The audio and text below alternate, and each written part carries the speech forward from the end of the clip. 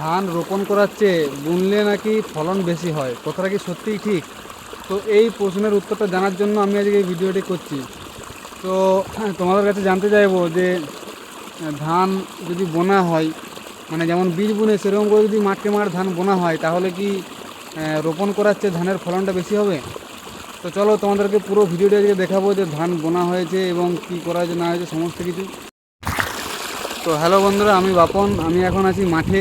তো মাঠের একটা সুন্দর প্রকৃতি তোমাদের সামনে আজকে আমি তুলে ধরবো।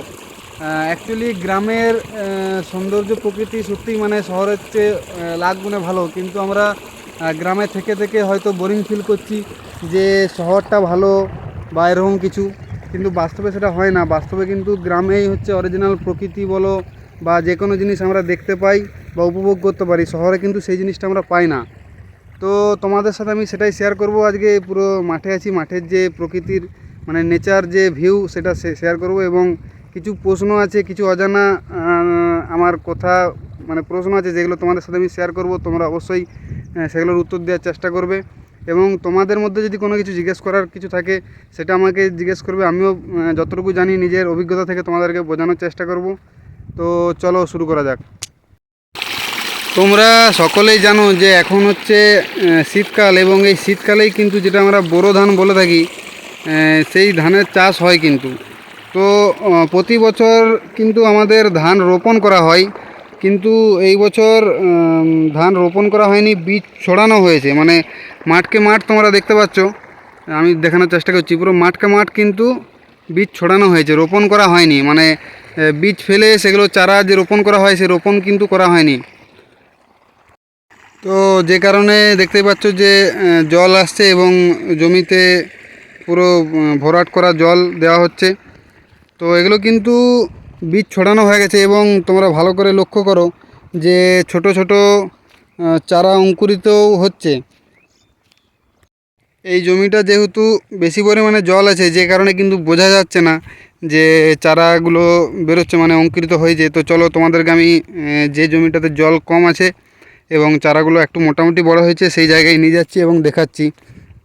তোমরা ভিডিওটি পুরোটি অবশ্যই দেখবে, কারণ পুরো ভিডিওটি না দেখলে তোমরা গ্রামের যে একটা সুন্দর মুহূর্ত বা জমি জায়গার যে একটা সুন্দর ভিউ সেটা কিন্তু তোমরা মিস করবে।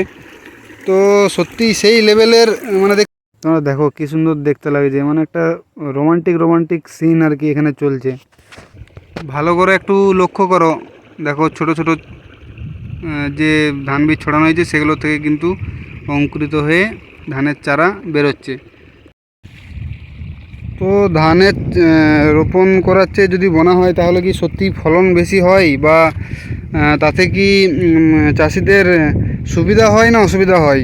তোমাদের অ্যাকচুয়ালি আমাদের এই বছর প্রথম, তো যে কারণে কিন্তু আমার মনে এত প্রশ্ন রয়েছে।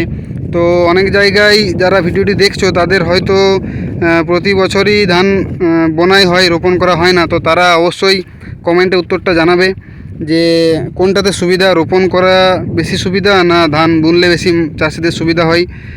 লাভ লস তারপর তো পরের ব্যাপার, মানে সুবিধা অসুবিধাটা এগুলো জানাও আর কি আমাকে।